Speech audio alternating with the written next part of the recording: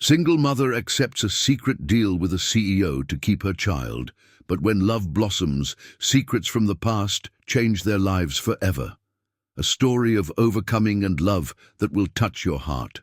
Subscribe, leave a like, and comment where you're watching from. The shrill sound of the doorbell sliced through the silence of Monday morning like a sharp blade. Sarah Johnson stopped folding the tiny baby clothes she had washed in the early hours and looked out the window of her small apartment in East Los Angeles. A process server in a navy blue uniform was climbing the stairs of the building, carrying a briefcase that seemed to weigh more than it should. "Mom, who is it?" asked Michael, 4 years old, dropping his plastic cars on the cold cement floor and running to cling to his mother's leg. "No one important, sweetheart," Sarah lied, running her hand through the boy's curly brown hair while feeling the baby kick vigorously in her 6-month belly. The movement was so intense that she had to lean against the peeling wall to keep her balance. The knock on the door was firm and official. Sarah took a deep breath, smoothed the floral dress she had bought on sale at the corner store, and opened the door with a forced smile. "Ms. Sarah Johnson." The server was a middle-aged man with graying mustache and tired eyes that had seen many lives fall apart. "That's me," she replied, noticing how her own voice sounded strange, as if it belonged to someone else. "I have a summons for you. Case number 100-5734-78-2224, 8.26, Zhao from the Los Angeles Superior Court." The words danced before Sarah's eyes like irritating insects. She signed the protocol with trembling hands, bid farewell to the server, and closed the door slowly, as if a sudden movement could awaken a nightmare. Michael tugged at the hem of her dress. "Mom, why are you as pale as a ghost?" Sarah sat on the 2-seater couch she had borrowed and carefully opened the envelope with surgical precision. The words jumped off the paper like venomous snakes. Petition for custody modification, better financial conditions, inadequate environment for minor. Son of a... She began to curse, but controlled herself when she remembered Michael's presence. "Go play in your room, sweetheart. Mommy needs to think for a bit." David, Michael's father, had disappeared from their lives 2 years earlier when he found out she was pregnant again. During that time, he had married a dentist in Beverly Hills, landed a job at a tech company, and apparently decided that he was now capable of raising their child properly. The phone rang. It was Mrs. Thompson, the 70-year-old neighbor who took care of Michael on the morning Sarah worked. "Honey, I saw that man from the court going up. What happened?" "David wants to take Michael away from me," Sarah replied, her voice cracking like broken glass. "That jerk. He vanished like smoke when you needed him most and now wants to play the Father of the Year." Mrs. Thompson's indignation was palpable through the phone line. "You're going to fight, right?" "With what money, Mrs. Thompson? A good lawyer costs more than I earn in 6 months' cleaning offices." Sarah worked as a cleaner at the Downtown Business Center, one of the most luxurious office buildings in Los Angeles. She arrived at 5 in the morning and left at 2 in the afternoon, cleaning 23 floors of offices where executives made decisions that moved millions while she scrubbed the bathrooms they used. "Listen here, girl." Mrs. Thompson's voice became firm. "You're a warrior mother. I saw you working 8 months pregnant with Michael, hanging onto your skirt. I saw you sharing the last loaf of bread to give to the boy. This David may have money now, but he has no heart, and judges sometimes see that." After hanging up the phone, Sarah looked at herself in the small, foggy bathroom mirror. The reflection staring back was of a 28-year-old woman who looked 40. The deep, dark circles told the story of sleepless nights, working to pay rent and buying powdered milk on credit. But there was something untamed in her brown eyes, a flame that neither poverty nor abandonment could extinguish. "You're not going to make it," she said to the mirror, touching the belly where her daughter was growing. "I won't let you take my children from me." That afternoon, while Michael slept after lunch, Sarah called the only lawyer she knew, Dr. Roberts, who had helped her mother with child support issues years before. The secretary was straightforward. The doctor charges $8,000 up front for custody cases, plus $600 per hearing. The amount was astronomical.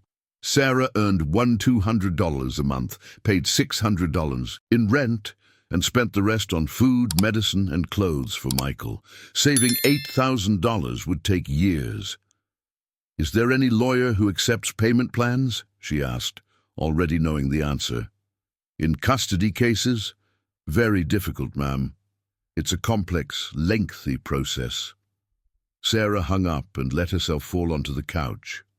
Michael woke up and came to snuggle beside her, instinctively sensing that his mother needed comfort.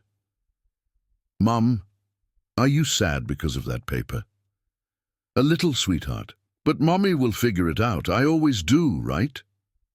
That night, after bathing Michael and putting him to bed, Sarah sat in the tiny kitchen and made a list of everything she owned of value. A 2-year-old cell phone, a wedding ring she had never sold, some gold earrings her mother had given her. At most, she could get $400. The early morning found her awake, feeling her daughter kick insistently, as if she too were worried about the uncertain future that awaited them. Through the window, she saw the lights of the big city flickering in the distance, millions of people with their own problems, dreams, and fears. At 4 in the morning, Sarah took a shower. Sarah Johnson wore the navy blue uniform of the cleaning company and kissed Michael, who was asleep. Mrs. Thompson was already waiting at the door, with a thermos of coffee and a silent hug that spoke more than 1,000 words. "Go with God, dear, and remember, you are stronger than you think." The bus to downtown was crowded and stuffy. Sarah held tightly onto her belly and bag, protecting what was most important, her family and her dignity. She didn't know how, but she would find a way to fight. She always did. As the bus cut through the early morning streets of Los Angeles, carrying workers for another day of battle, Sarah made a silent promise. Her children would grow up knowing they were loved, even if she had to move mountains to ensure that. The war had begun. The elevator in the downtown business center ascended the 23 floors like it had every morning for the past 2 years, but on that Tuesday, Sarah felt each floor like an additional weight on her shoulders. The legal summons was crumpled at the bottom of her bag, and even without seeing it, she could feel its presence like a stone in her stomach. "Good morning, Sarah," greeted Mr. Johnson, the night doorman who was finishing his shift. "How's the baby?" "Kicking like a soccer player," she replied, forcing a smile as she pulled the cleaning cart from the basement storage. The strong scent of disinfectant mixed with wood polish was as familiar as the morning coffee smell at home. She started on the ground floor, cleaning the marble restrooms that cost more than she earned in a year. Each movement was mechanical, automatic, allowing her mind to spin in desperate circles trying to find a solution to the legal issue consuming her. Gradually, the building began to wake up. Executives in suits that cost her 3 months' salary arrived, sipping coffee from $15 disposable cups, talking on their cell phones about business deals involving unimaginable sums. Sarah became invisible, just another cog in the machine that kept that world running. It was on the 20th floor, around 7 in the morning, that everything changed. The door to the Skyline Ventures office was ajar, and through the crack she could see papers scattered across the polished hardwood floor. It was strange. Executives were usually organized, and the night cleaning crew had been through there the day before. "Excuse me," she called softly, knocking on the door. Silence. She entered slowly, pushing the cart. The office was immense, with a full glass wall offering a panoramic view of the city waking up. There were 2 brown leather sofas, a conference table for 12, and in the center, a mahogany executive desk, where important papers were strewn like cards from an exploded deck. Sarah began to pick up the documents from the floor. Not out of curiosity, but out of professionalism. They were contracts, blueprints, and financial reports, clearly too important to be tossed aside. "What are you doing?" A male voice startled her. A tall man, around 42 years old, stood at the door with 2 cups of coffee in hand. Dark hair with a few grey streaks at the temples, a tailored navy suit, tired eyes suggesting a sleepless night. "Sorry, sir. I found these papers on the floor and—" Sarah quickly stood up, feeling a sharp pain in her lower back from the weight of her pregnancy. "Did you read anything?" He stepped closer and she could smell the expensive cologne, something between wood and spices. "No, sir. I just saw they were important and—" She extended the stack of documents, noticing how his hands trembled slightly as he took them. Gabriel Ferreira observed the woman in front of him with more attention. Brown hair tied back in a simple bun, impeccable uniform despite having worked for hours, and most importantly, honest eyes that didn't stray from his for a second. "Thank you," he said, quickly flipping through the papers. "These are contracts for a project that could define the future of the company if they had been thrown away." "It happens to everyone," Sarah replied, returning to her work. "When your mind is full of worries, you make mistakes." Something in her naturalness made him pause. "Worries. You look like you didn't sleep well. My son gets like that when he's nervous about something at school."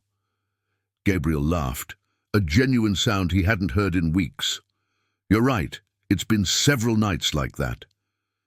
"Coffee helps," said Sarah, finishing cleaning the coffee table. "My mother always said problems are solved better with a full stomach and a clear mind." "Your mother sounds wise." "She was. She passed away when Michael was 2.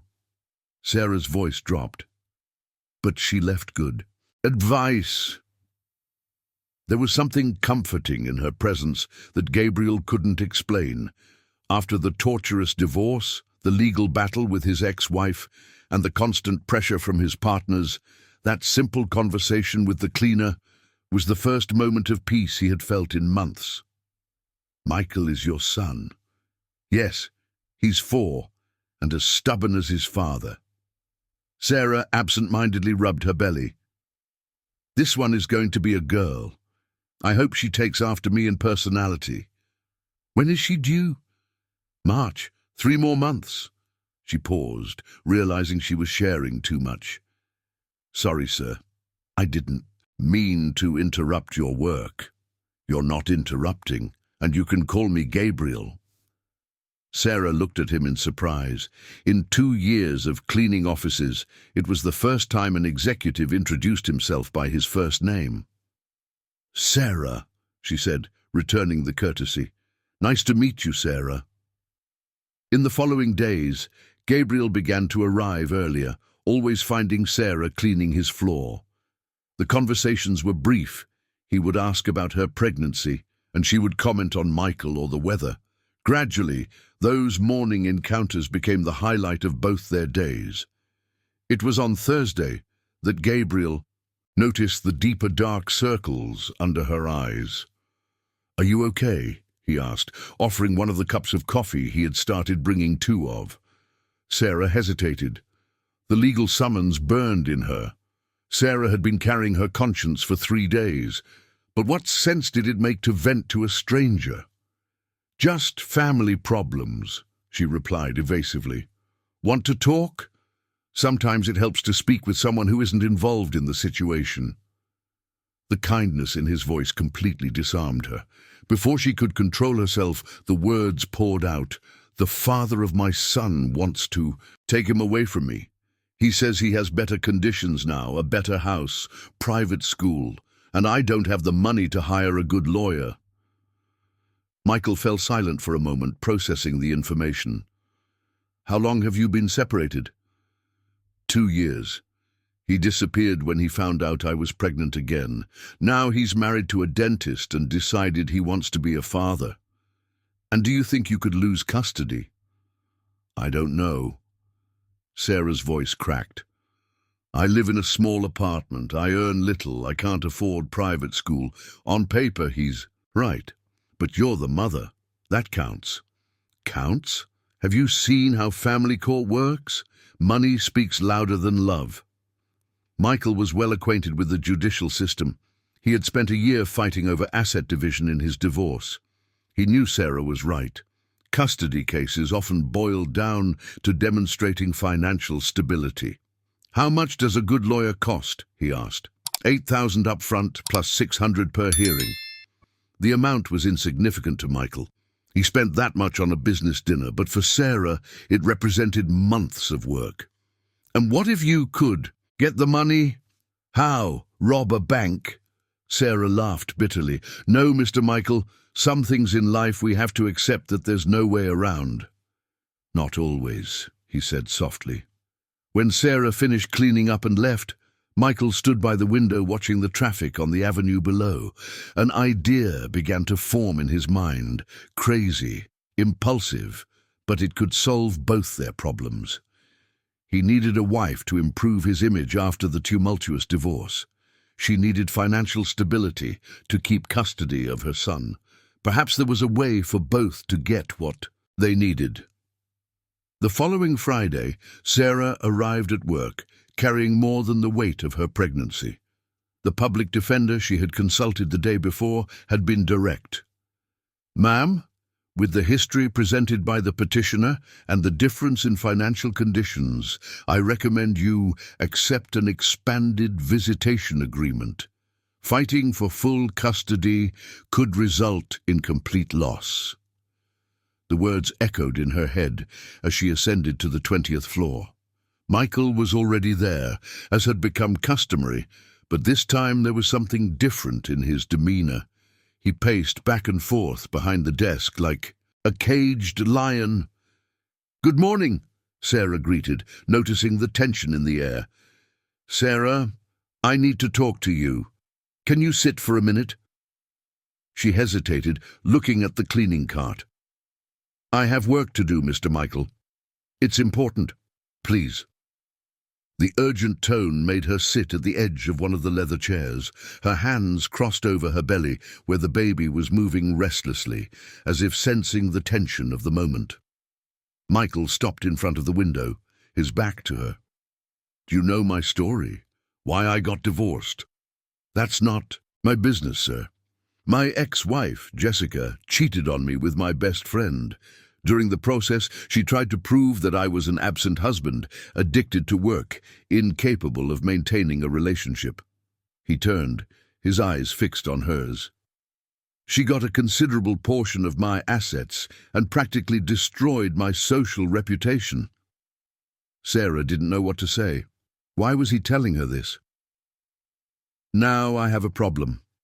The older partners in the company are questioning my leadership ability. They say a man who can't keep a family together can't run a family business."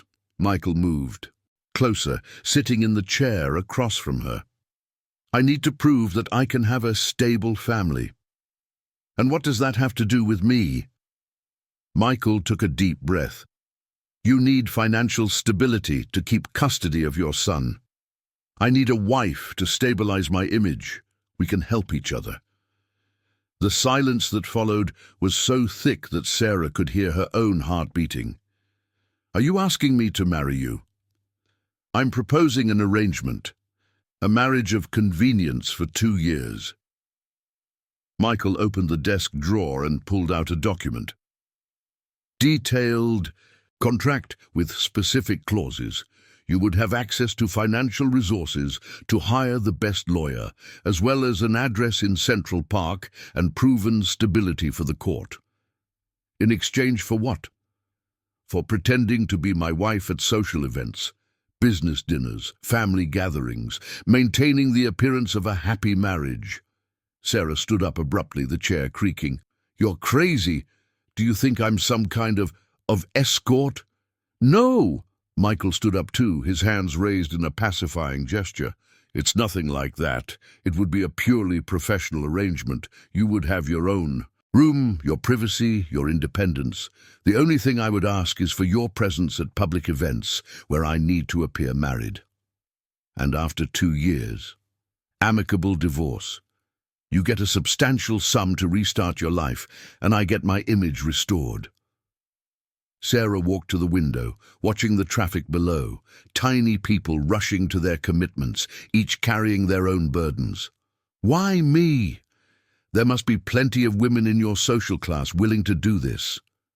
"Because you're real," Michael replied without hesitation. "In 2 years of marriage to Jessica, I never had a conversation as honest as the ones I've had with you in the past 2 weeks.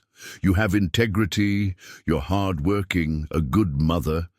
Any investigation into your character will be positive. And your partners? Will they accept that you married a cleaning lady? That's the smartest part of the plan. A love story between the CEO and the humble employee shows that I've changed, that I now value qualities, true feelings, instead of social status. It's romantically palatable and strategically brilliant." Sarah laughed, but there was no humor in the sound. "You thought of everything, didn't you?" "Sarah, listen." Gabriel approached cautiously. "I know it sounds crazy, but think about it. Your son would be in a private school, have health insurance, and live in safety. Your daughter would be born with all the conditions you want to provide for her. And she would grow up in a lie. She would grow up in stability. After 2 years, you would be able to raise both of them the way you want." Sarah sat back down, feeling the weight of the decision pressing on her shoulders like a mountain. "How much? What do you mean? How much would you pay for this arrangement?" Gabriel slid the contract across the table. "It's all specified here. $20,000 a month for your personal expenses, plus all the costs for the children, plus $50,000 as a bonus at the end of the 2 years. The numbers danced before her eyes like an impossible dream. $20,000 a month, almost 20 times what she earned cleaning offices. "I need to think." "Of course. But Sarah," Gabriel leaned forward, "when is the first custody hearing?" "Next Thursday." "Then you have until Monday to decide. If you accept, I can have the best family lawyer in Los Angeles representing you at the hearing." Sarah slowly stood up, putting the contract in her bag. "And if during these 2 years I meet someone, or you meet someone, as long as it's discreet and doesn't interfere with the agreement, your personal life is yours." "And what if I get pregnant again?" "From my point of view, that would actually be better. A larger family reinforces the image of stability." The calculating coldness of his response made Sarah shiver. "Have you thought that maybe I can't pretend to love someone who sees this marriage as a business transaction?" Gabriel was silent for a moment. "Jessica pretended to love me for 2 years while cheating on me. You pretending to love me while saving your son's custody seems more honest." That afternoon, Sarah finished her work on autopilot, her mind completely occupied with the impossible proposal. On the bus ride home, she read the contract 3 times. It was meticulously detailed. Clauses about public appearances, division of domestic responsibilities, limits on physical intimacy, penalties for breach of agreement. "How was work today?" Mrs. Thompson asked when she arrived. "Different," Sarah replied, picking up Michael and feeling how light he was for a 4-year-old. "Mum, why do you look strange?" Michael asked, touching her face with his little hand. "Mommy is just thinking about something important." That night, after putting Michael to bed, Sarah sat in the kitchen with a cup of tea and the contract open on the table.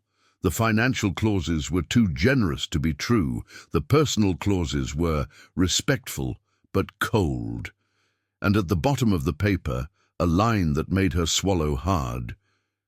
"In the event of a breach of the clauses by either party, the agreement will be immediately nullified without the right to financial compensation." Gabriel Smith was offering a life she had never dreamed of having, but at what cost? And what would happen when the 2 years were over and she had to return to reality? The baby kicked hard, as if weighing in on the decision. Sarah placed her hand on her belly and whispered, "What do you think, little one? Should Mommy accept?" The answer would come on Monday. The weekend passed like an eternity.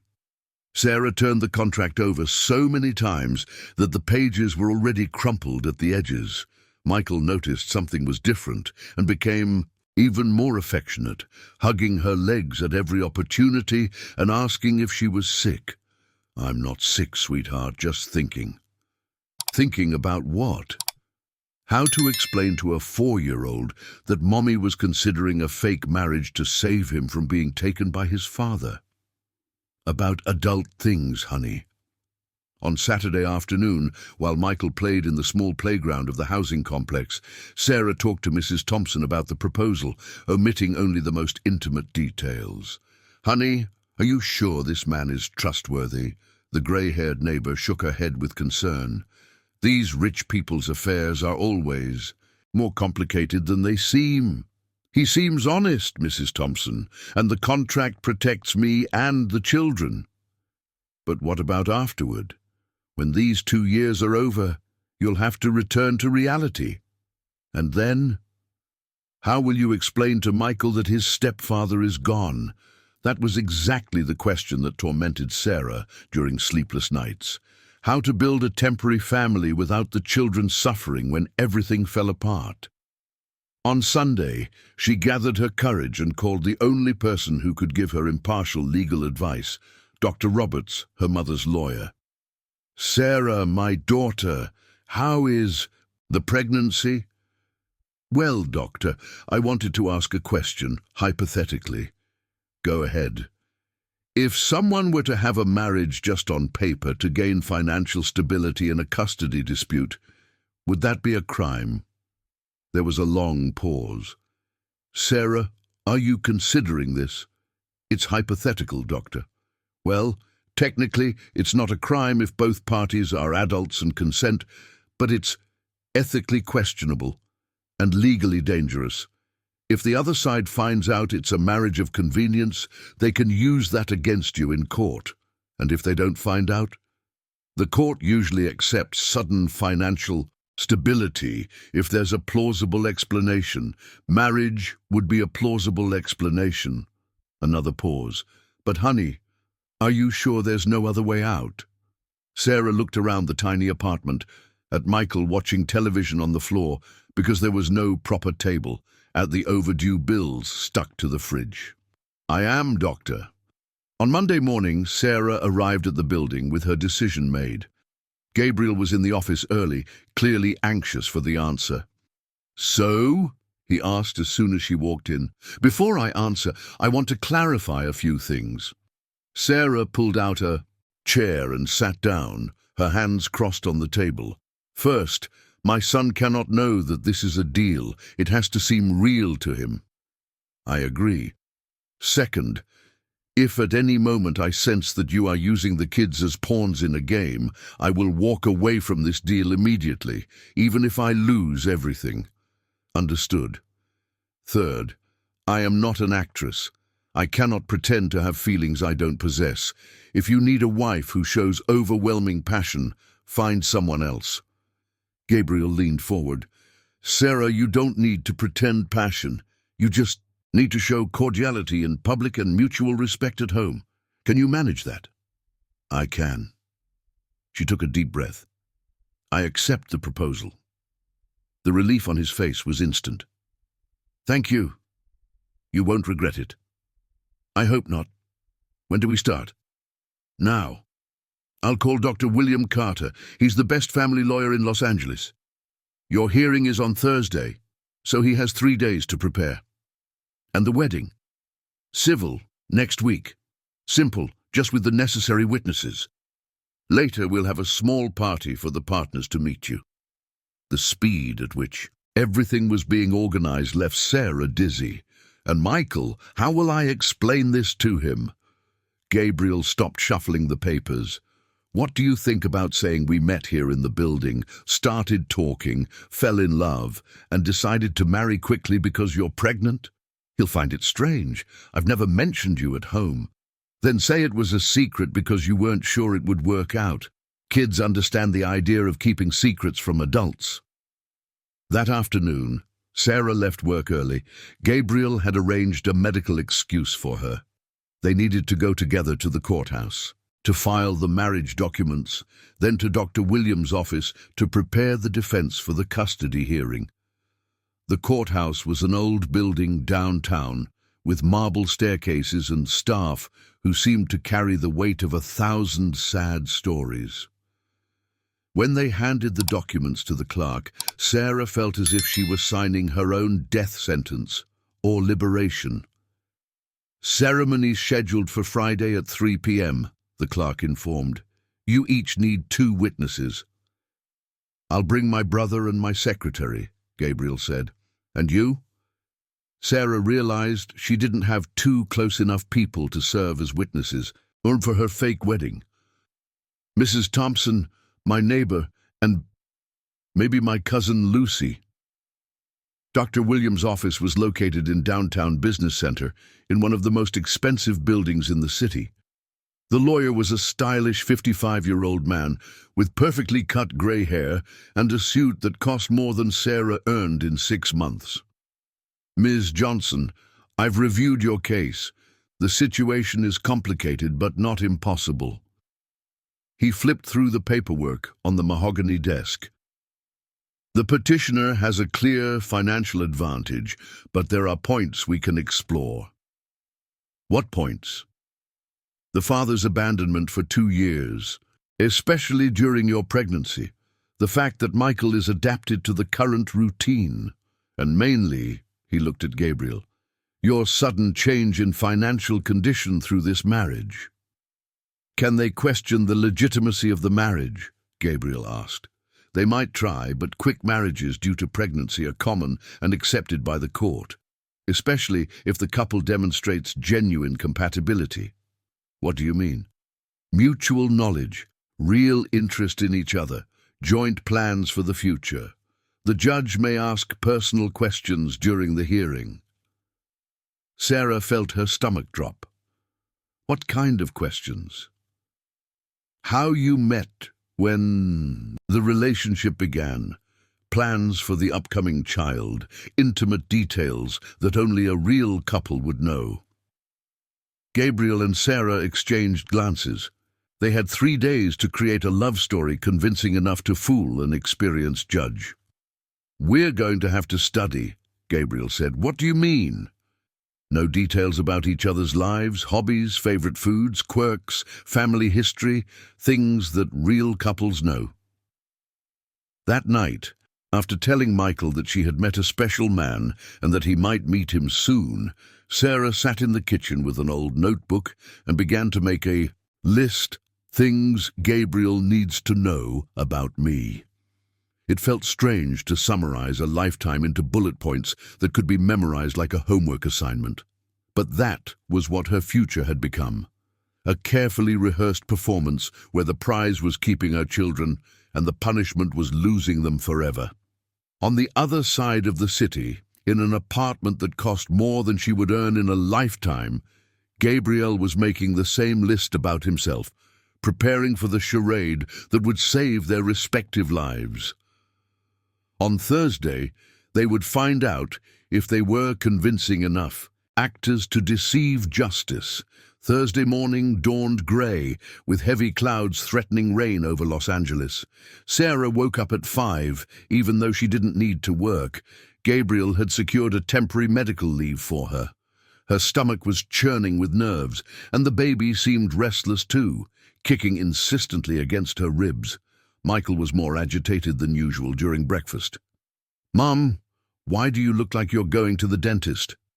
"Mommy has an important meeting today, sweetheart." "Is it about that man you said you met?" Sarah nearly choked on her coffee.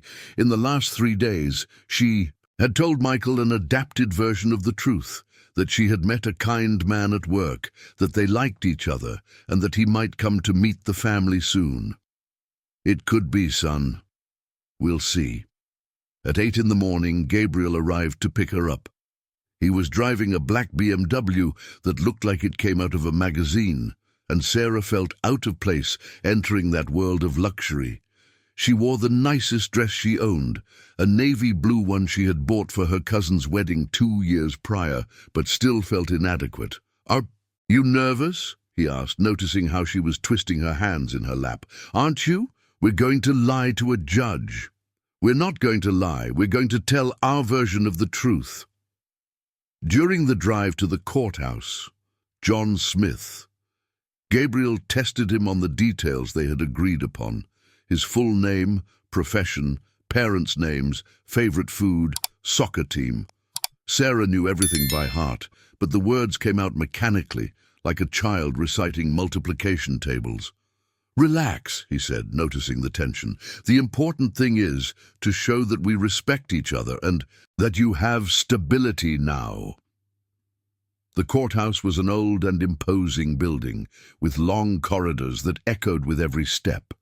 Dr. William was waiting for them at the entrance to the family court, elegant as always, but with a serious expression. "How are you both?" he asked, greeting them. "Nervous," Sarah admitted. "Normal. The applicant's lawyer is Dr. Johnson, known for being aggressive. He will try to destabilize you. Stay calm and answer only what is asked." David was already there when they entered the courtroom. Sarah hadn't seen him in 2 years, but he looked the same. Well-groomed hair, expensive clothes, a smile that didn't reach his eyes. Next to him was a middle-aged blonde woman who must be the new wife, and a man in a dark suit who could only be the lawyer. The judge was a 60-year-old man, bald, with gold-rimmed glasses and an expression that suggested he had seen it all in life. "Hearing for the modification of custody of minor Michael Smith," announced the clerk. "Applicant David Mendez da Silva, respondent Sarah Johnson." Dr. Johnson stood up first. He was a short, stocky man with a shrill voice that echoed through the room. "Your Honor, my client seeks custody of the minor child due to a substantial change in his living conditions. He now has adequate housing in Beverly Hills, stable employment with an income of $8,000 per month, and a new wife who can provide the child with a complete family structure." Sarah felt her heart race. $8,000 a month, a fortune to her. "On the other hand," the lawyer continued, "the respondent lives in low-income housing, has an income of less than $1,500, and is pregnant with no apparent marital stability. She does not provide adequate conditions for the child's full development." Dr. Williams stood up calmly. "Your Honor, I would like to inform you that there has been a significant change in the respondent's situation since the filing of the action. Ms. Sarah has married Mr. Gabriel Smith, a businessman in the real estate sector, owner of Skyline Ventures."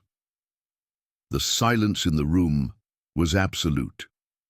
David turned to look at Gabriel for the first time, and Sarah saw the shock on his face. "I would like to present the documents proving the union," continued Dr. William, handing a folder to the judge. "Marriage certificate, spouse's income tax, declaration, proof of residence in a penthouse in Central Park." Dr. Johnson quickly recovered. "Your Honor, the marriage occurred just 1 week after the filing of the action. The close timing suggests a marriage of convenience to benefit the present process." "Objection, Your Honor. Marriages during pregnancy are common and do not constitute irregularity," countered Dr. William. The judge adjusted his glasses. "I will hear the parties. Mr. David, please approach." David spoke for 20 minutes, discussing his new home, the room he had prepared for Michael, the private school where he intended to enroll him. His voice was firm, convincing, and Sarah felt despair growing in her chest. "Miss Sarah?" She stood up with shaky legs and approached the microphone. The room felt enormous, all eyes fixed on her. "Ma'am, can you tell us how you met your husband?" "I worked cleaning the building where his company is located, Your Honor. We started talking during the mornings and—" Sarah looked at Gabriel, who encouraged her with a nearly imperceptible nod. "He was always kind, asking about the pregnancy, about Michael. One day he brought me coffee, And when did you start dating? It wasn't really dating, Your Honor. We were friends first. He helped me when I felt bad because of the pregnancy. He talked to me about the fears I had about raising 2 children alone. The honesty in her voice echoed through the room. They were technical lies, but based on real feelings. And why did you decide to marry so quickly? Because... Sarah took a deep breath. Because I was losing hope of being able to raise my children properly, and he showed me that there are good people in the world willing to help a struggling mother. Dr. Johnson stood up. Your Honor, may I ask a few questions? You may. Miss Sarah, how long have you known your husband? 1 month. 1 month. And do you think that's enough to build a family? I think knowing someone isn't just a matter of time, it's a matter of character. Can you tell me what your husband's favorite food is? Sarah felt the trap. Grilled salmon with lemon risotto. And his soccer team? Los Angeles Galaxy. Where was he born? Right here in Los Angeles at Cedars-Sinai Medical Center. Dr. Johnson asked a series of more technical questions, all answered correctly. But then came the question she didn't expect. Miss Sarah, if this marriage is genuine, can you tell me one thing your husband does that irritates you? The silence stretched for endless seconds. It was a question that real couples would answer automatically, but they hadn't rehearsed. Sarah closed her eyes and thought about the mornings in the office, the way Gabriel treated her, the little gestures she had observed. He leaves half-full coffee cups scattered around the office, she finally said, and he has a habit of fiddling with his pen when he's nervous, like now. She pointed to Gabriel, who was unconsciously spinning a pen between his fingers. Low laughter echoed through the room. It was such a human detail, so real, that it sounded completely true. Mr. Gabriel, please approach. Gabriel stepped forward with the confidence of someone used to business presentations, but his voice softened when he spoke about Sarah and the children. Your Honor, I admit it was quick, but sometimes life surprises us. Sarah is an honest, hard-working woman who has always put her children first. Any sensible man would recognize that. And what are the plans for the future? We want Michael to stay at the school. He's in because he has already adapted. We'll supplement with extra activities. Swimming, English. When our daughter is born, we'll have a complete and united family. Dr. Johnson tried to destabilize him by questioning the financial motivation behind the marriage, but Gabriel remained calm, repeating that he had fallen in love with Sarah's strength and dignity. After 2 hours, the judge concluded the hearing. I will issue the ruling in 15 days. Until then, the status quo remains. Outside the courthouse, Dr. Johnson was optimistic. You both did very well. You seemed like a real couple facing challenges together. Sarah didn't know if it was a compliment or a cruel twist of fate. The ruling arrived on a rainy Friday in April, 2 weeks after the hearing. Sarah was in the penthouse in Central Park, her new home for just 10 days, organizing the baby clothes she had bought when Gabriel arrived from the office, carrying an official envelope. It's here, he said, extending the document with slightly trembling hands. Michael, who was playing with toy cars on the Persian rug in the living room, looked up with curious eyes. What came? Nothing important, sweetheart. Keep playing, Sarah said, taking the envelope with fingers that trembled as much as Gabriel's. She read silently at first, the words dancing before her eyes until she could focus. I grant the request for custody maintenance to the mother, considering the best interest of the minor and the newly established family's stability. We won, she whispered, tears streaming down her face before she could fully process the information. Gabriel instinctively hugged her, and for a moment she allowed herself to melt into his arms, feeling for the first time in months that she could breathe completely. Mom, why are you crying? Michael approached, concerned. These are tears of joy, sweetheart. Mommy received very good news. The move to the penthouse had been surreal. The apartment was 3,200 square feet, with 3 suites, a living room larger than her entire previous apartment, and a breathtaking panoramic view of the city. Michael had been thrilled with the room Gabriel had prepared for him. Blue walls, a car-shaped bed, a shelf full of new books and toys he had never dreamed of having. "Is this really my room?" he had asked on the first day, touching everything with reverence. "Yes, it is, sweetheart. Now this is our home." Gabriel had been surprisingly attentive during the transition. He hired a decorator for the baby's room, but asked Sarah for her opinion on every detail. He installed safety rails on all the windows, bought car seats, and even learned to make coffee the way she liked it. But there were moments of inevitable strangeness. Like on the second night, when Sarah woke up in the middle of the night and found Gabriel in the kitchen, drinking whiskey and looking out at the city through the panoramic window. "Can't sleep?" she asked, grabbing a glass of water. "Still getting used to the silence," he replied. "A full house is different." "Regretting it?" Gabriel looked at her for a long moment. "No. And you?"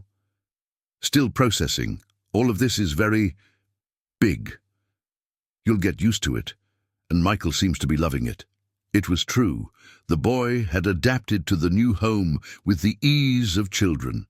He woke up every morning asking if Gabriel had already left for work, and when he found him having coffee, he joined them at the balcony table, as if that were the most natural routine in the world. "Gabriel, can I call you Dad?" he had asked one morning, leaving both adults speechless. "If you want, you can call me whatever you feel comfortable with," Gabriel replied carefully. "Then I'll call you Dad Gabriel because you are my dad now, but different from my other dad." The simplicity of the child's logic touched something deep in Gabriel. That night, he told Sarah, "I never thought I wanted to be a dad, but the way he looks at me, it's like I'm a hero." To him, you are. You showed up when we needed it most and completely. Changed our lives. They were developing a strange but functional routine. Gabriel left for work at 8 after having coffee with them on the balcony. Sarah, who had stopped working on medical advice due to her advanced pregnancy, spent her mornings exploring the neighborhood with Michael, discovering parks, libraries, and cafes she had never dreamed of visiting. The afternoons were dedicated to preparing for the baby's arrival. Gabriel insisted on accompanying her to medical appointments, and Sarah was surprised by his genuine interest in the ultrasound exams. "She has your fingers," he commented during the last appointment, watching the image. "On the screen. How can you see that in this blur?" Sarah laughed. "Male intuition," he joked. But there was real tenderness in his voice. The evenings were the most delicate time. They had dinner together as a family. Gabriel helped Michael with his homework from the new private school, and then each retreated to their own space. Sarah had decorated her suite with simple furniture that Gabriel had allowed her to choose, creating a refuge where she could be herself. But it was during those quiet hours that the unreality of the situation weighed most heavily on her. She was living a dream or an elaborate lie, and she couldn't decide which was worse, getting used to it all or keeping emotional distance to avoid suffering when it ended. The first business party happened 2 weeks after the move. Gabriel needed to introduce her to the partners and main clients of the company, and Sarah spent the entire day nervous at the prospect of pretending to be the loving wife in front of sophisticated strangers. "You'll be fine," Gabriel reassured her in the car on the way to the restaurant. "Just be yourself. That's why this works." The dinner was at one of the most expensive restaurants in Los Angeles, overlooking the iconic bridge. Sarah wore a teal dress that Gabriel had insisted on buying for her, and for the first time in years Mariana felt beautiful. Gabriel's partners were middle-aged men with elegant wives who talked about trips to Europe and home decor. Sarah felt completely out of place until the conversation turned to motherhood. "When is the due date?" asked Helena, the main partner's wife. "End of May," Sarah replied, instinctively placing her hand on her belly. "And you already have a child, right?" How is he handling the arrival of his sister? Michael is super excited. He spent weeks choosing what gift to give her when she arrives. How sweet. And Gabriel, is he nervous about being a dad? Sarah looked at her husband, who was discussing business a few meters away. He's been amazing. Much more affectionate than I expected. It was true, she realized as she spoke. Gabriel really was being affectionate. With Michael, with her, even with the baby who hadn't been born yet. You two are lucky to have found each other, Helena commented. Relationships that start in maturity tend to be stronger. Yeah, Sarah agreed, watching Gabriel laugh at something a client had said. Sometimes the best things happen when you least expect them. On the way back, Gabriel commented, You were perfect. Helena told me she loved talking to you. It was easier than I thought. They are more down to earth than I imagined. And you? Did you have fun? Sarah thought about the question. Yes, it was strange, but yes. Strange how? For a few moments I almost forgot it was all pretend. Gabriel was silent for a moment, maybe because it's not completely pretend. We are a family now, even if not in the traditional way. That night, Sarah took a while to fall asleep, thinking about his words. Were they a family? And if they were, what would happen when the contract ended? The answer would come faster than she imagined. The first contraction came on a rainy Tuesday in May, exactly at 2:47 a.m. Sarah woke up with a familiar pain radiating through her lower back, but different from the Braxton Hicks contractions she had been feeling for weeks. This was real, urgent, and accompanied by warm liquid running down her legs. Gabriel, she called, trying to keep calm in her voice. Gabriel, I think it's time. He appeared at her bedroom door in seconds, hair disheveled and eyes still sleepy, but immediately alert. Are you sure? My water broke, she said, pointing to the stain on the sheet, and the contractions are coming 5 minutes apart. Gabriel instantly switched into executive mode. He called the doctor, grabbed the bag that had been ready for 2 weeks, woke Mrs. Thompson to stay with Michael, and in 20 minutes they were in the car heading to St. Joseph's Hospital. Breathe, breathe, he repeated. During the contractions, holding her hand with enough strength for her to know she wasn't alone. It's okay. We'll make it in time. The delivery was intense and quick. Helena Johnson entered the world at 6:23 a.m., weighing 7.05 pounds and screaming indignantly for being taken from the comfort of the womb.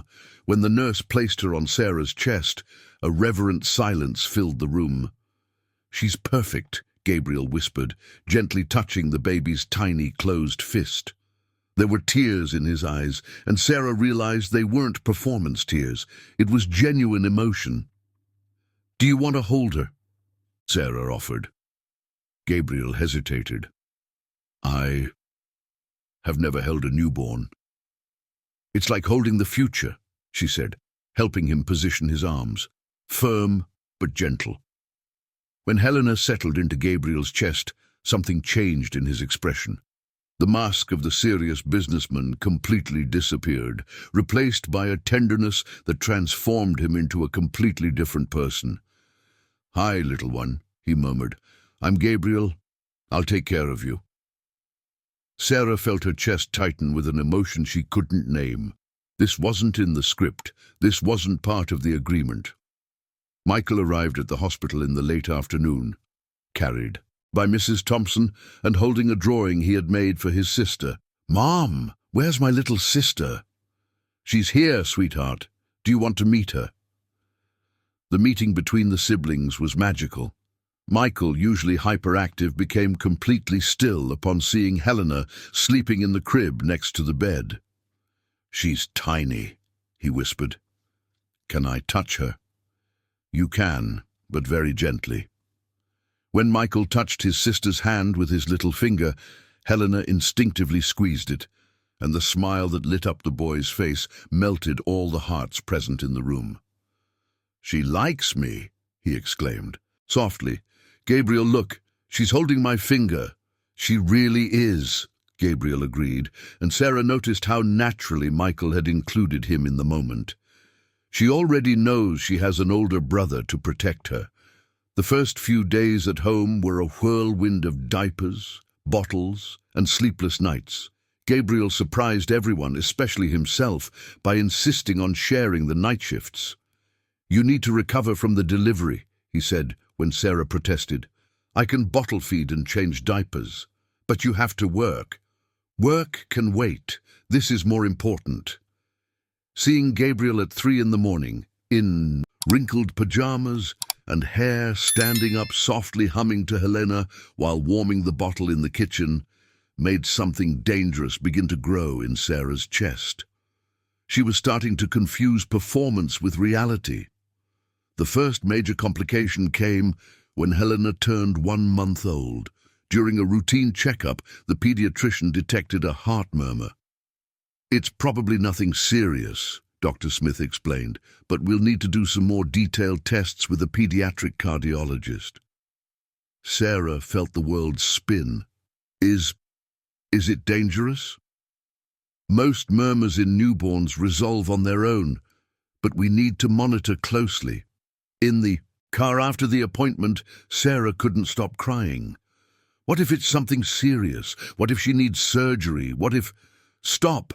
Gabriel gently interrupted, pulling the car over to the first parking spot he found. "Imagining the worst isn't going to help. You don't understand. She's my daughter. Our daughter," he corrected her, and something in his voice made her realize the depth of their connection. His firm voice made her stop crying. "Helena is our daughter now, and whatever the problem is, we will face it together." Sarah looked at him through her tears.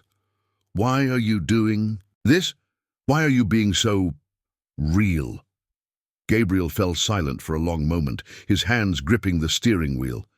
"Because I can't pretend it's just a deal anymore. This baby, Michael, you all have become my real family." "Gabriel, I know it wasn't the plan. I know you don't owe me anything beyond what's in the contract, but I need you to know, for me, this stopped being a charade a long time ago." The declaration hung in the air between them like a bomb about to explode. Sarah didn't know how to respond, because a part of her, a dangerous and growing part, felt the same way. The cardiac tests stretched over 2 weeks. 2 weeks of constant tension during which Gabriel cancelled important meetings to accompany Sarah to every appointment. He held her hand during Helena's heart ultrasounds, translated complicated medical terms, and it was he who asked all the technical questions she couldn't formulate. "Do you have experience with cardiology?" the doctor asked during one of the exams. "No," Gabriel replied, "but I have experience with fatherly love." Sarah felt her legs weaken. There were no cameras there, no audience to impress.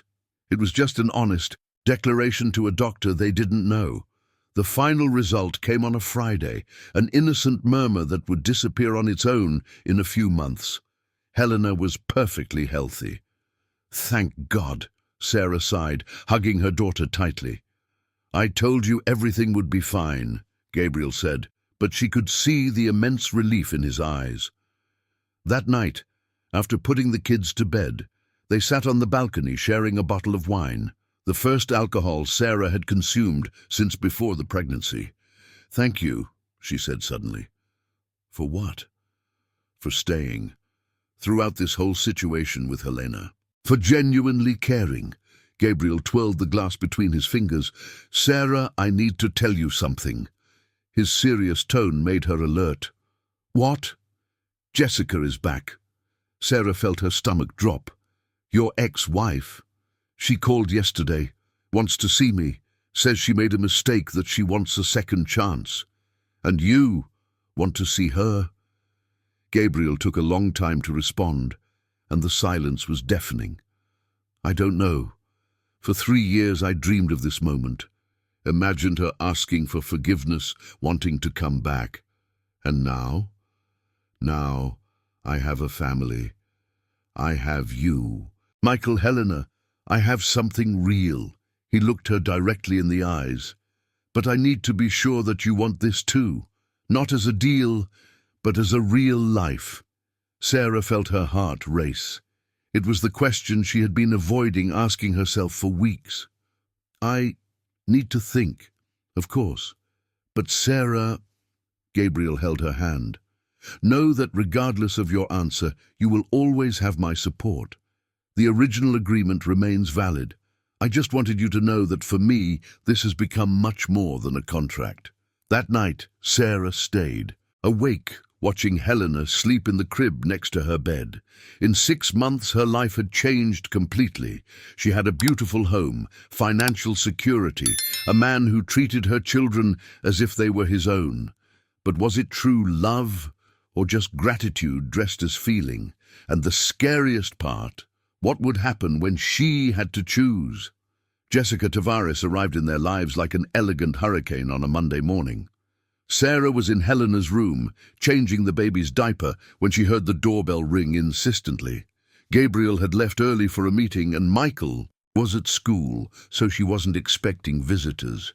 She opened the door to find a stunning 38-year-old woman, perfectly styled blonde hair, wearing a Chanel suit that probably cost more than Sarah earned in a year. The icy blue eyes examined her from head to toe with barely concealed disdain. "You must be the new wife," Jessica said, the word dripping with irony. "I'm Jessica Tavares, Gabriel's ex-wife. Can we talk?" Sarah felt Helena stir in her arms and instinctively pulled her closer to her chest. "Gabriel isn't home. Actually, I came to talk to you."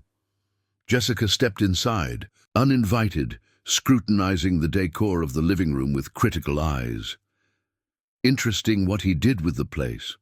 Well, domestic. "What do you want?" Sarah closed the door, keeping her voice steady despite her racing heart. "I want to understand what a housekeeper is doing in my home." "Your ex-home," Sarah corrected, "and I'm here because I'm married to Gabriel." Jessica laughed, a crystalline and venomous sound. "Married? Honey, do you really think Gabriel fell in love with you? A man who dated models and socialites suddenly falls for a pregnant housekeeper?" The words were like slaps, but Sarah maintained her composure. "If you have something to say it already. I have things to do." "Very well, direct, I can respect that." Jessica sat on the couch as if she still owned the place. "Gabriel called me last night.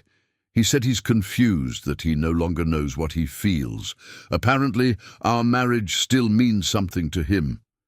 Sarah felt the ground crumble beneath her, but her expression didn't change. "Interesting. Because what he told me was that you cheated on him with his best friend." "I made a mistake. I was alone. He was always traveling, always working. But I've matured.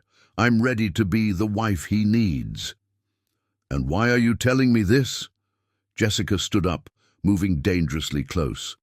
"Because you seem smart enough to understand that this is temporary. Gabriel had his fantasy of saving the damsel in distress, but soon he'll return to reality.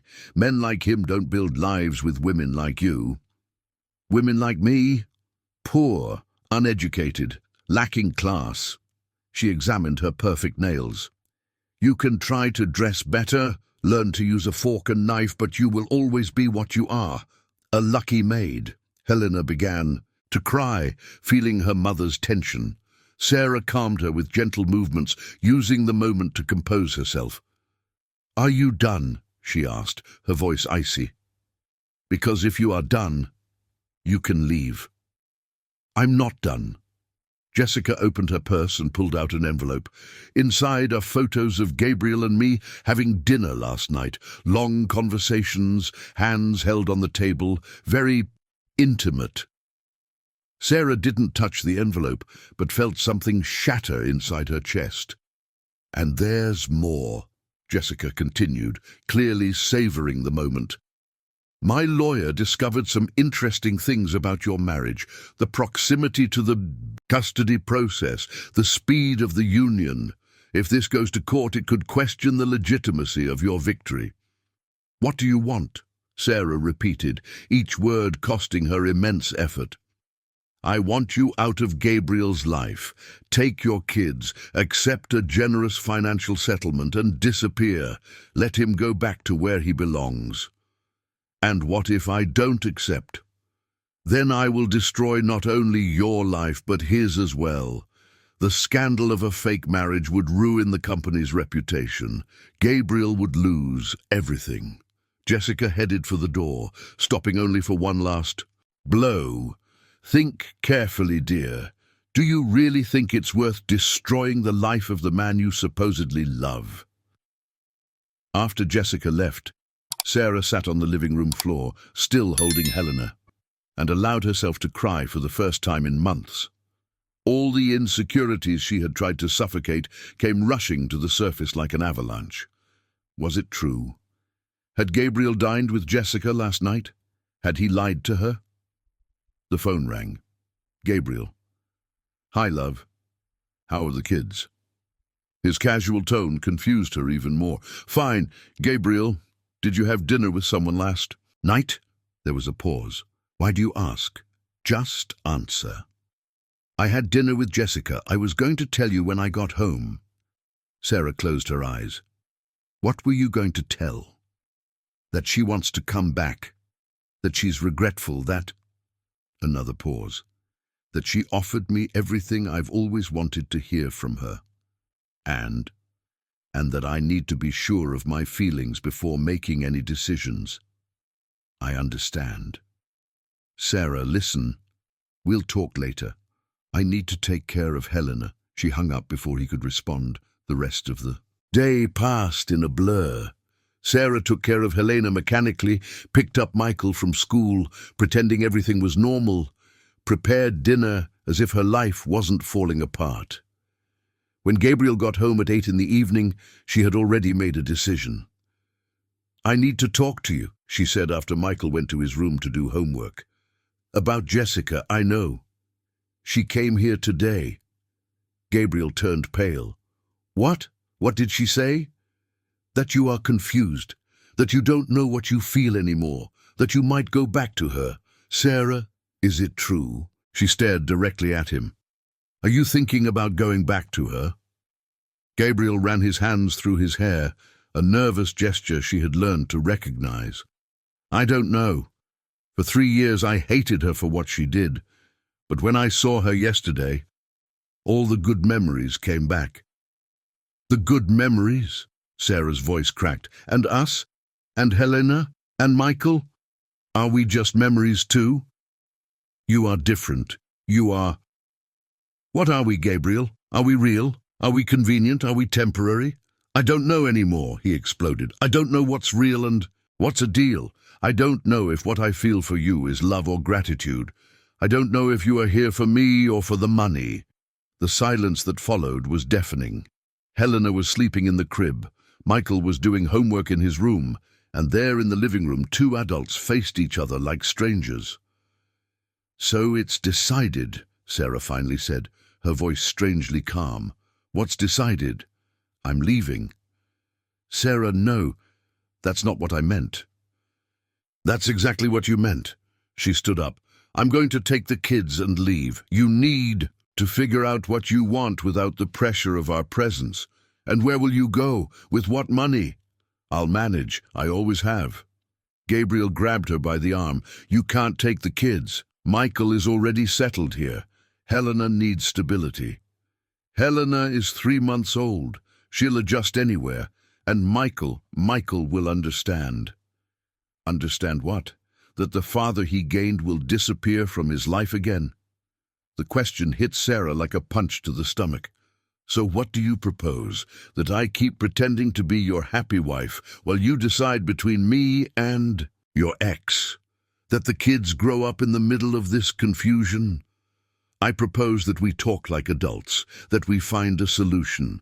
The solution is simple. Sarah pulled away from his grip. You stay with Jessica. I keep my dignity. Everyone is happy. I won't be happy. You will. In time, you will. That night, Sarah began to pack in silence.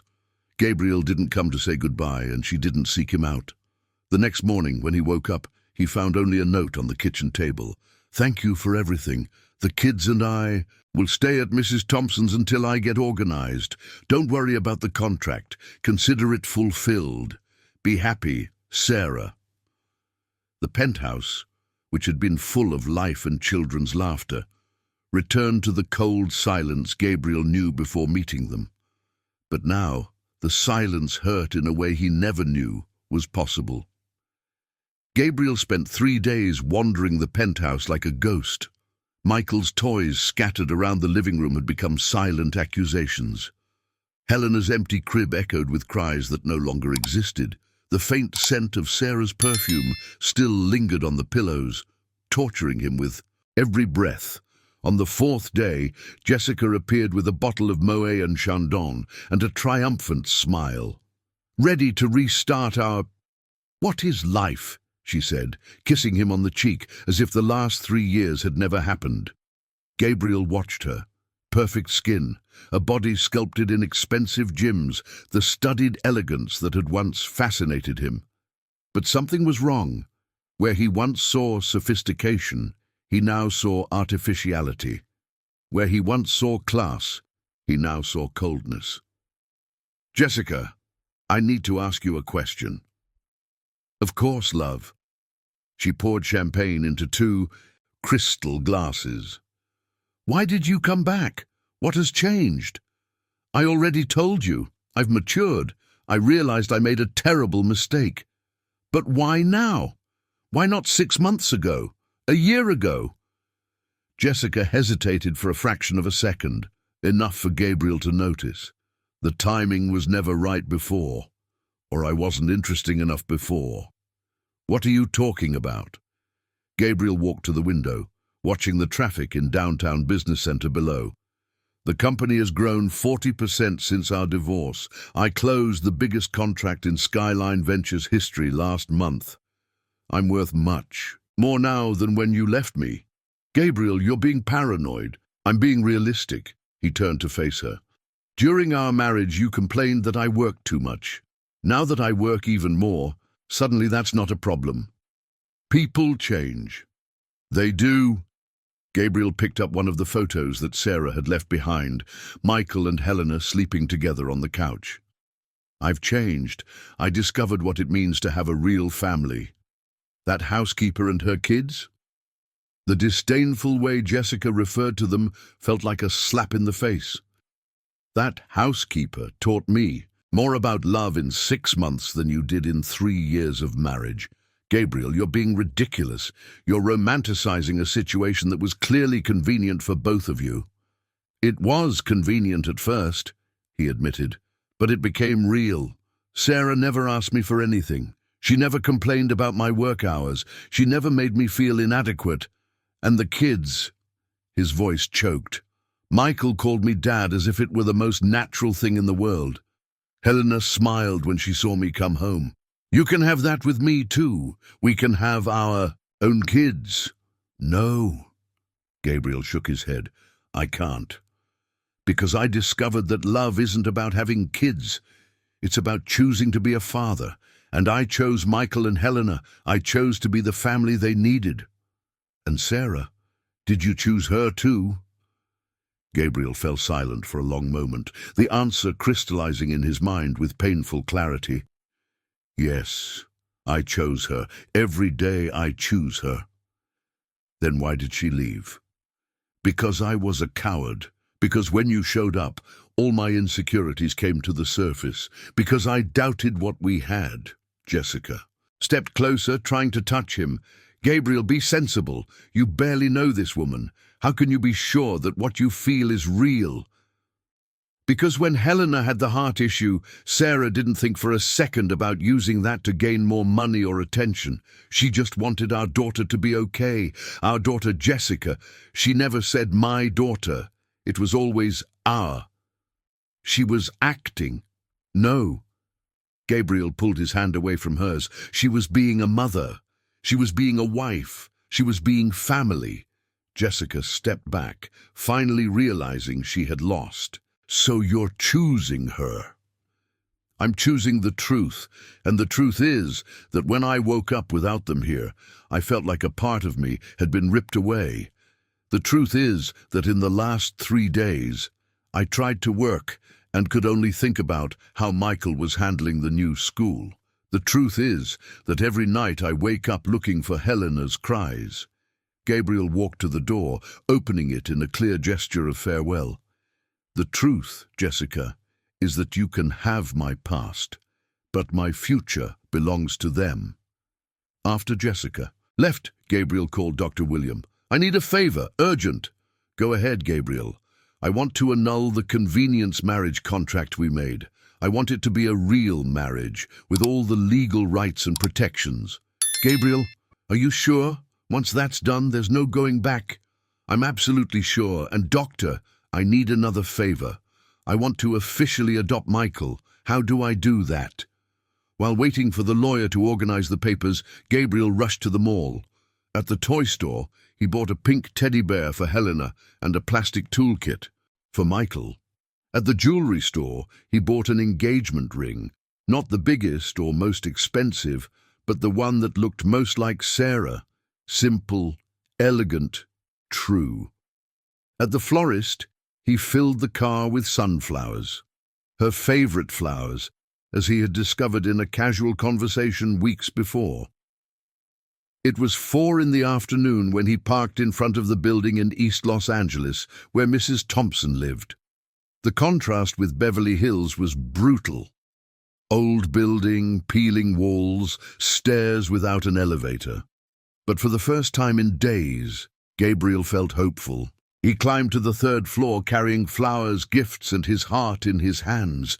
When he knocked on the door, he heard Michael's voice shouting, "I'll get it!"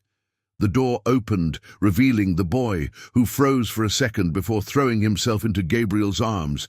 "Dad, Gabriel, you came to get us." "I did, son. I came to ask for your forgiveness." Sarah appeared behind Michael, holding Helena, her eyes swollen from crying. She looked thinner, paler, as if the last few days had drained all the life from her. "Gabriel, what are you doing here?" "I came to ask for your forgiveness. I came to ask you to come home." "Gabriel," Sarah shook her head, "you need to decide what you want. I can't be on this emotional seesaw. I've already decided." He knelt right there in the narrow hallway, in front of Michael, Sarah, and some curious neighbors. "I decided that I want to be your real husband. I want to be the father of Michael and Helena. I want to grow old with you." He took the ring out of the box. "Sarah Johnson, will you marry me?" "Are you serious this time?" Tears streamed down, her face like waterfalls. "Gabriel, are you sure? What if another Jessica shows up in 6 months? What if you get tired of our simple life? Then you'll just have to put up with me complaining, because I'm never leaving your life again." Michael tugged at Gabriel's pant leg. "Dad, does this mean you're going to be my stepdad too?" "It means I'm going to be your dad forever, Michael. If you want." "I want," the boy shouted, hugging Gabriel with all his might. Helena started to cry, and Sarah laughed through her tears. "I think she's hungry. Want to feed your daughter while I think about your proposal?" "Our daughter," Gabriel corrected, picking Helena up in his arms. "And there's no need to think. I've waited too long to have a real family." "Yes," Sarah whispered. "Yes, Gabriel. Let's go home." As they went down the stairs together, Gabriel carrying Helena, Sarah holding hands with Michael, all laughing and crying at the same time, Mrs. Thompson shouted from the window, "It was about time, boys! It was about time!" Love had triumphed over fear, truth had triumphed over convenience, and the family that had started as a business arrangement had finally become real. 2 years later, on a sunny Sunday morning, Sarah woke up to the familiar sound of laughter coming from the kitchen. It was 7:30, and from the music echoing through the apartment, a playlist of Brazilian music that Gabriel had learned to love. She knew he was making breakfast with the kids. She slipped on the silk robe he had given her for her last birthday and walked barefoot across the wooden floor until she found the scene that had become her favorite in the world. Gabriel, wearing the floral apron that Michael had insisted on buying for him, trying to make pancakes, while Helena, now almost 3 years old, stood on a stool, stirring a bowl with more enthusiasm than technique. "Dad, Helena is making the butterfly," complained Michael, now 6 years old and taking his role as the older brother very seriously. "That's how it goes, son. Your sister's cooking is expressive," Gabriel laughed, wiping flour from his hair. "Good morning, family," Sarah announced, kissing Helena first, then Michael, and finally Gabriel. A lingering kiss that still made her heart race after all these months. "Mommy, we're making bear pancakes," Helena shouted, showing the bowl where the batter looked more like an abstract work of art. "Bear. It's in the shape of a bear," Gabriel explained. "Or at least it was supposed to be. It looks more like a giant ant." "Giant ant is cool too," Sarah laughed, embracing the family that sometimes still felt like a dream too good to be true. The official wedding had taken place 6 months after their reconciliation, in a small ceremony in the rooftop garden overlooking the city that had witnessed their entire story. Michael was the ring bearer, Helena the flower girl, who spent the entire ceremony trying to eat the rose petals, and Mrs. Thompson cried more than the bride herself. "Now this is a real wedding," Sarah had murmured during the vows, when Gabriel promised to love her in wealth and in poverty, in health and in sickness, until death do us part.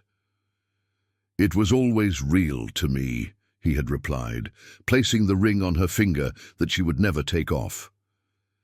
The official adoption of Michael had been finalized 3 months later. On the day the judge banged the gavel, declaring Gabriel as the boy's legal father, Michael had asked, "So now my name will be Michael Smith, if you want." "I do, but can I still call you Dad Gabriel? I like that name." "You can call me whatever you want, son, as long as you call me." David had completely given up on the custody battle after the adoption, especially after his marriage to the dentist had also fallen apart. He sent a letter apologizing and saying he knew Michael was better off where he was. The changes didn't stop there. Gabriel had transformed 2 floors of the building where Sarah worked into a daycare for employees' children in the area. Project Helena Michael, as he called it, offered free care for children of low-income workers, especially single mothers. "Why did you do this?" Sarah had asked on the inauguration day. "Because I remember the rush you lived in to drop Michael off with Mrs. Thompson and run to work. No mother should have to choose between working and caring for her children." Sarah had started studying business administration at a local university. Gabriel insisted on paying, but she insisted it be a loan she would repay with her salary from her new job as the coordinator of the social project at Skyline Ventures. "I don't want to be supported," she explained. "I want to be a partner. You always have been, love. Now it's official." On that Sunday morning, after the giant ant-shaped pancakes and the coffee brewed too strong by Michael, they got ready for their weekly outing to Central Park. It was a tradition they had created. Sundays were sacred for the family. Helena chased the ducks in the lake while Michael taught Gabriel how to fly a kite, a skill that the successful businessman had never developed in his privileged childhood. "Dad, don't pull so hard, it's going to rip." Michael shouted, patient as a teacher. "I'm trying," Gabriel replied, focused as if he were closing $1 million deal. Sarah watched them from the bench, where she was nursing the baby. Yes, there was a 3rd child in her lap. Gabriel Jr., affectionately called Binho, had arrived the previous year, completing the family that neither of them had planned, but now couldn't imagine any other way. "You know what I'm thinking?" Gabriel sat down next to her, after managing to keep the kite in the air for exactly 43 seconds, a new personal record. "What?" that if someone had told me 3 years ago that I would be happy flying a kite on a Sunday, tomorrow I would say the person was crazy. And now I know that the craziness is that it took me so long to discover what really matters. Helena came running, all sweaty and smiling. "Mom, can I feed the ducks?" "You can, but just a little piece, and don't get too close to the water." "I'll take care of her," Michael offered, already taking on the protective role he took very seriously. When the kids moved away, Gabriel held Mariana's free hand, intertwining their fingers as he always did. "Mariana, can I ask you a question?" "Of course." "Are you happy? Really?" She looked around. Michael patiently teaching Helena to throw crumbs to the ducks, Ben sleeping peacefully in her arms, Gabriel beside her with wind-tousled hair and a genuine smile on his face. "You know those mornings in East Los Angeles when I would wake up not knowing how I was going to pay the bills for the month?" "I know.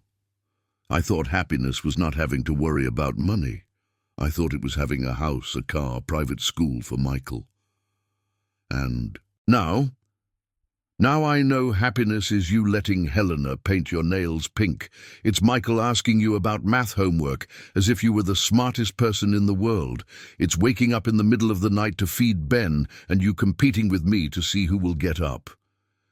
Mariana leaned in and kissed her husband slowly, as if they had all eternity ahead of them. "Happiness is this, Gabriel. This crazy family that started with a business deal and became the most real thing in my life." "In our life," he corrected. "In our life." She agreed. When they returned home that afternoon, they passed through East Los Angeles to visit Mrs. Thompson, who had become the honorary grandmother of the children and showed up religiously for dinner every Tuesday.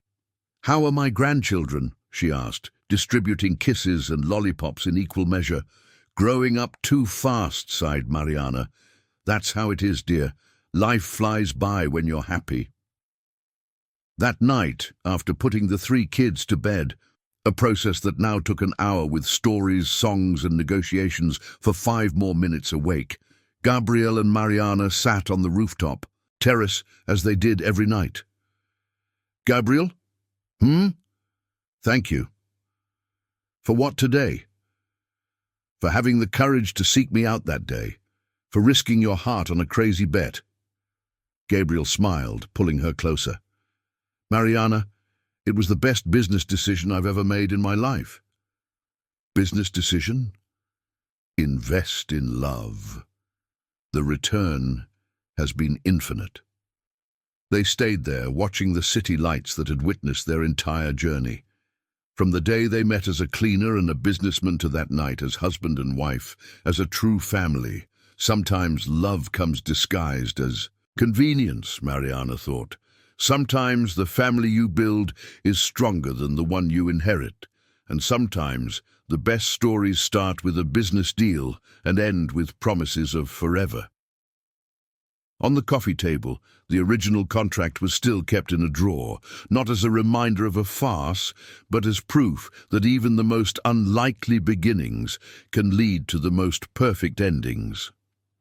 And out there, Los Angeles remained awake, a city full of stories waiting to happen, of people looking for someone to choose them every day, of families forming in the most unexpected places. Because in the end, they discovered love is not about finding the perfect person. It's about choosing the right person every day for the rest of your life.